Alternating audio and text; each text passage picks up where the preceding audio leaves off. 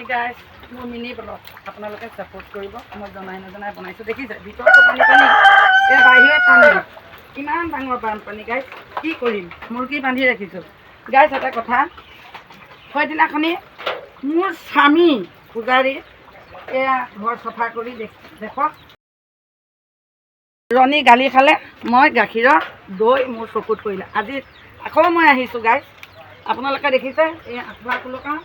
এই আঁঠুৱা কুলকা এই আঁঠুৱা এয়া সেইদিন চফা কৰাৰ পিছতো এয়া দেখক গাইজ